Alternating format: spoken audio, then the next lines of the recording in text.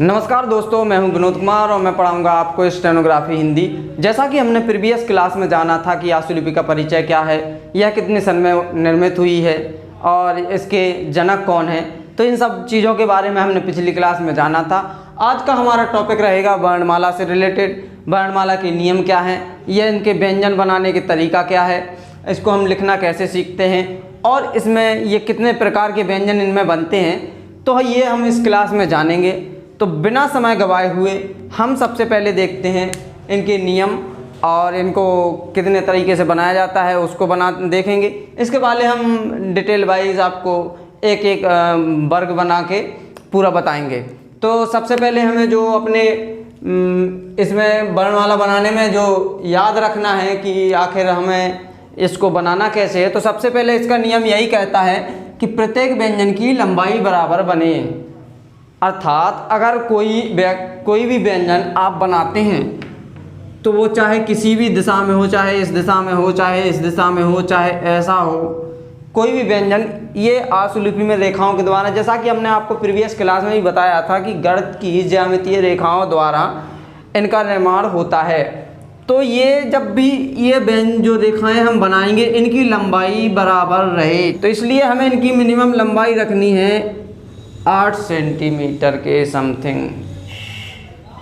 तो ये सबसे पहले हमने जाना कि प्रत्येक व्यंजन की लंबाई बराबर बने। अब हम देखते हैं कि यह व्यंजन कितने तरीके से बनते हैं और यह कितने प्रकार के होते हैं। तो सबसे पहले हम देखेंगे यह 4 प्रकार के होते हैं। चूँकि यह कितने प्रकार के होते हैं दोस्तों, यह 4 प्रकार के होते हैं। पहला होता है हमारा इसमें अग्रगामी व्यंजन। अग्रगामी यानी आगे जाने वाला, आगे जाने वाला, अर्थात इस डायरेक्शन में आगे जाने वाला अग्रगामी कहलाता है। अधोगामी दोस्तों कहलाता है ऊपर से नीचे आने वाला। इसका मतलब दोस्तों यह हुआ कि अग्रगामी ऊपर से नीचे वाला, अर्थात इस डायरेक्शन में, इस डायरेक्शन में, या फिर इस डायरेक्शन में, या फिर इस डायरेक्शन में। अग्रगामी दोस्तों हमारा ऊपर से नीचे आने वाला। ऊर्ध्वगामी दोस्तों कहलाता है ऊर्ध्वगामी जो नीचे से ऊपर की ओर जाए। जैसा कि ऊर्ध्वगामी क्या कहलाता है दोस्तों, नीचे से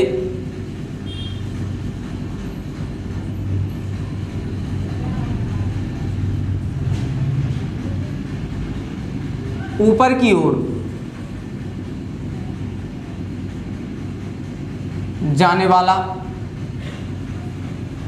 अर्थात दोस्तों इस डायरेक्शन में, ऐसी डायरेक्शन में, इस डायरेक्शन में। इसके बाद हमारा दोस्तों आता है वक्र व्यंजन।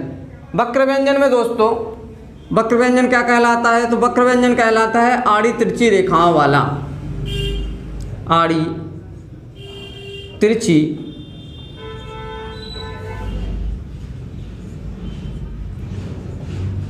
रेखाओं वाला, आड़ी तिरछी रेखाओं वाला। डायरेक्शन में, कुछ इस डायरेक्शन में, कुछ इस डायरेक्शन में, कुछ इस डायरेक्शन में और कुछ इस डायरेक्शन में, इत्यादि इत्यादि वर्ण जो वक्र व्यंजनों में आते हैं।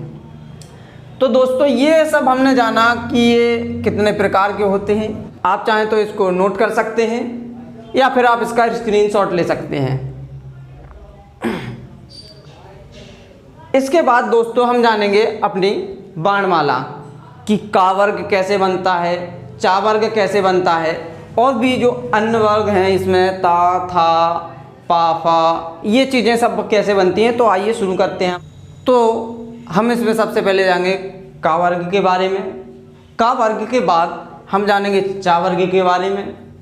इसके बाद जानेंगे हम टा वर्ग के बारे में और इसके बाद हम अन्य व्यंजनों के बारे में जानेंगे। तो सबसे पहले कि मैं आपको ये बता दूं कि जो आशुलिपि हिंदी है, इसमें स्वरों की जो संख्या है, स्वरों की संख्या कितनी है इसमें दोस्तों? स्वरों की संख्या आशुलिपि में 10 मानी जाती है और व्यंजनों में जो संख्या मानी जाती है दोस्तों वह 33 मानी जाती है। चूँकि हिंदी में कुल व्यंजन और जो स्वर हैं उनको मिलाकर उनकी संख्या कितनी है? 52 है, जबकि आशुलिपि में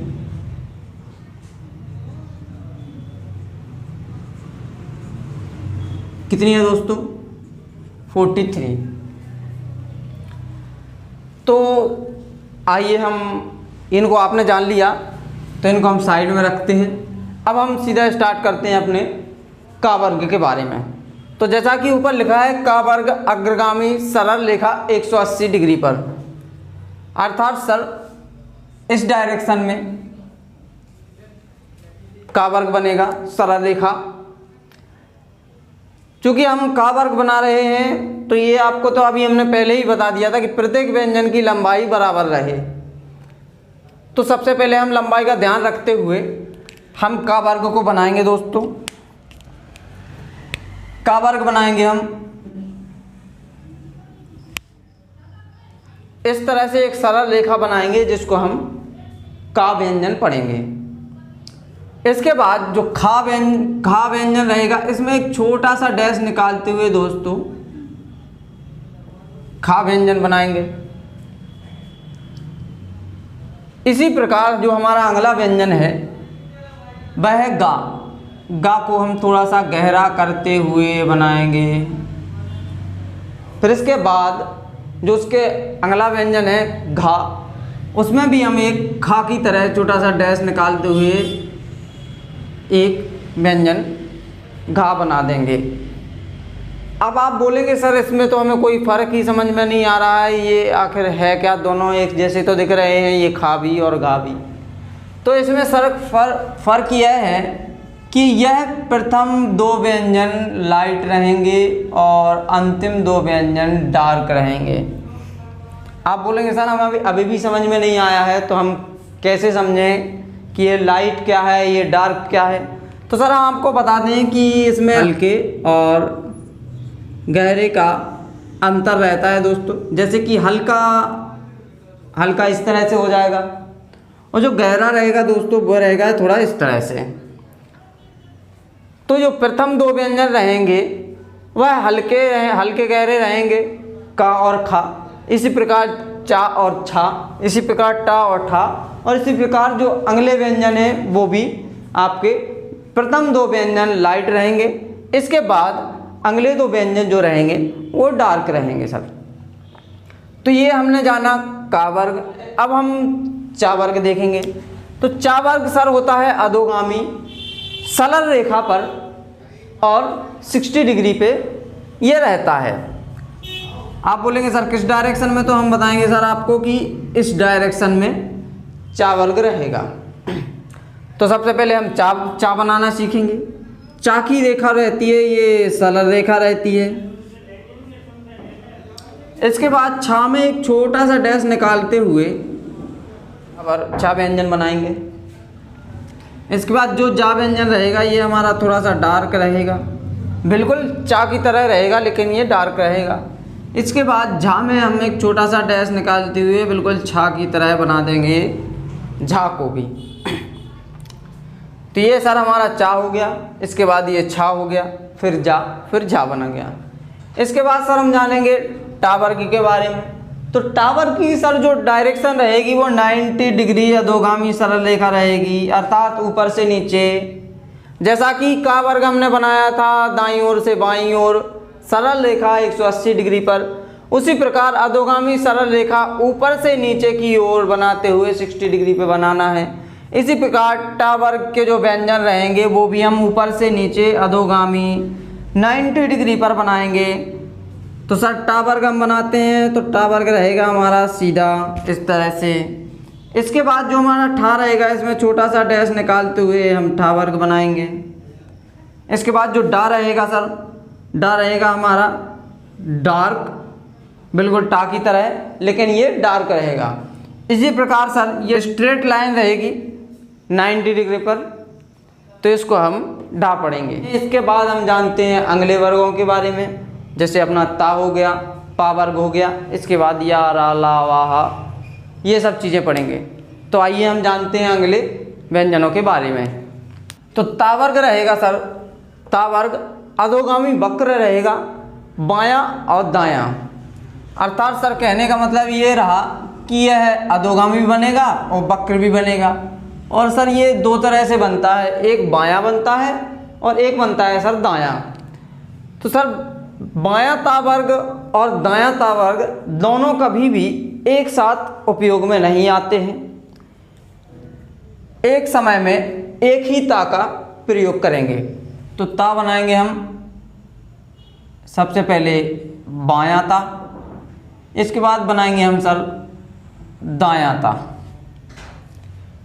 इसी प्रकार जब हम था बनाएंगे तो था में एक छोटा सा डैश निकालते हुए सर हम इसको, इस रेखा को था पढ़ेंगे। यह जो हमारा था ता रहेगा, यह रहेगा हमारा सर बायां था। यह जो हमारा था ता रहेगा, यह रहेगा हमारा सर दायां था। इसी प्रकार इसको भी बायां पढ़ेंगे, इसको दायां था पढ़ेंगे।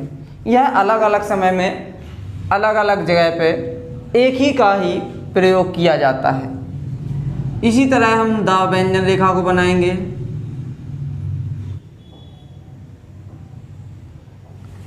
इसी प्रकार एक छोटा सा डैश निकालते हुए धा व्यंजन रेखा को भी बना लेंगे। तो ये हमने ता वर्ग जाना। इसके बाद सर है पा वर्ग, जो अधोगामी होता है बाएं से दाएं 120 डिग्री पर इस दिशा में बनाया जाता है।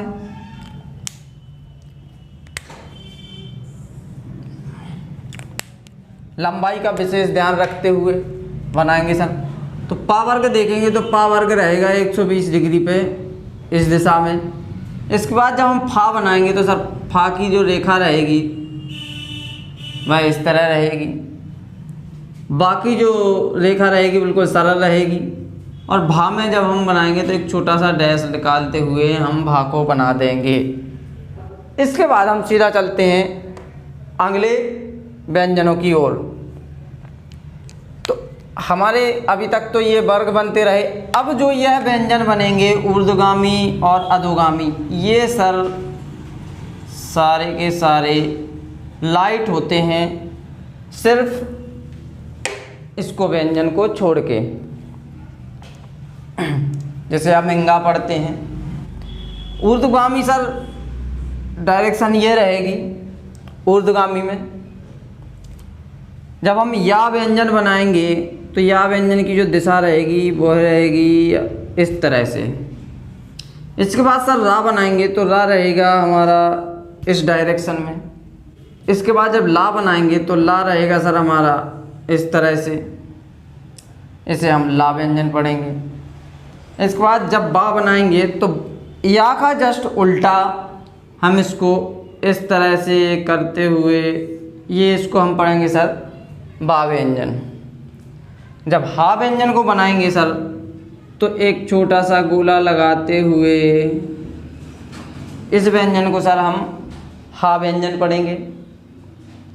इसके बाद जो हमारा रा रहता है इसको हम रा की तरह बनाते हुए एक छोटा सा डैश निकाल देंगे। इसके बाद जो रा रहता है ढा, रा, इसे पढ़ेंगे हम रा और हा की तरह बनाते हुए एक छोटा सा डैश निकाल देंगे। इसके बाद हम जानेंगे वक्र व्यंजनों के बारे में। वक्र व्यंजनों में हम वक्र व्यंजन में और भी जैसे रा हो गया, ला हो गया, हा हो गया, शा, मा, ना, ड़ा, ढ़ा, इंगा। चूँकि रा, ला, हा, शा, मा, ना ये एक व्यंजन रेखा की बजाय और भी तरह से बनाया जाता है। तो इसलिए मैंने आपके लिए ये लिख रखा है यहाँ पे। वक्र व्यंजनों में जो रा की रेखा रहेगी सर, वो रहेगी ऊपर से नीचे की ओर इस तरह से। इसके बाद जो ला की रेखा करेगी, पहले सर हमने इसको नीचे से ऊपर की ओर बनाया था, अब हम ला को बनाएंगे ऊपर से नीचे की ओर।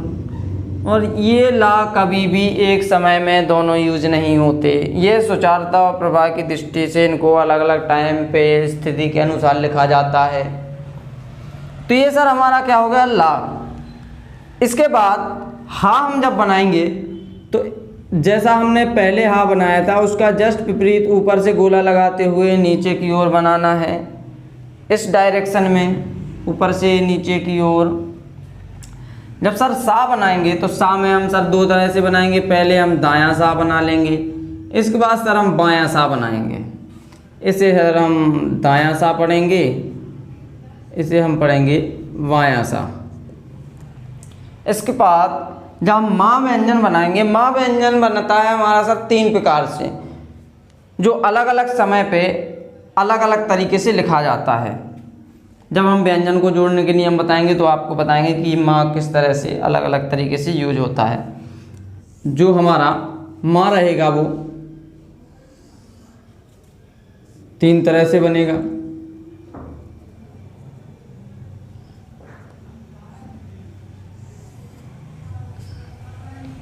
ये हमने 3 तरह से माँ को बना दिया। इसके बाद हमारा जो ना बचता है, ना, इसको भी हम 3 तरह से बनाते हैं। तो पहले माँ का जस्ट उल्टा ना बनाएंगे, इसके बाद माँ की तरह एक बनाएंगे लेकिन उसमें एक डैश निकाल देंगे, इसके बाद ये एक पीछे डैश निकाल देंगे। तो इसको हम ना व्यंजन पढ़ेंगे, ये अलग अलग तरीके से यूज होता है। इसी तरह जो कि हमने ढा पहले बना चुके हैं, ये वाला जो कि रा की दिशा में था, इसी प्रकार वक्र व्यंजनों में रा की दिशा जैसा डा भी बनता है। बस फर्क इतना है कि सर हम उसको ऐसा रा की तरह बना के उसमें एक छोटा सा डैश निकाल दें। इसी प्रकार ढा जब हम बनाएंगे तो ढा में भी सर एक छोटा सा डैश निकालना पड़ेगा, तभी हम उसको डा पढ़ गाएंगे, नहीं तो इसको हम हा पढ़ लेंगे। इसके बाद जो इंगा रहता है ये थोड़ा सा डार्क रहता है, इंगा इस तरह से ना की तरह बनेगा, इसे हम इंगा पढ़ते हैं। तो ये हमारे सारे व्यंजन हैं जो वर्णमाला में हमें पढ़ने थे। इनकी आप खूब प्रैक्टिस कीजिए ताकि यह आपको अच्छे से बनने लगें और आपका हाथ एकदम से जम जाए, रेखाओं को आप गड़बड़ ना करें। तो आप चाहें तो इसका स्क्रीनशॉट ले सकते हैं और फिर सर इसको आप ज़्यादा से ज़्यादा प्रैक्टिस कीजिए ताकि आपको यह बहुत ही अच्छे से याद हो जाएं। तो आज के लिए बस इतना ही। नमस्कार।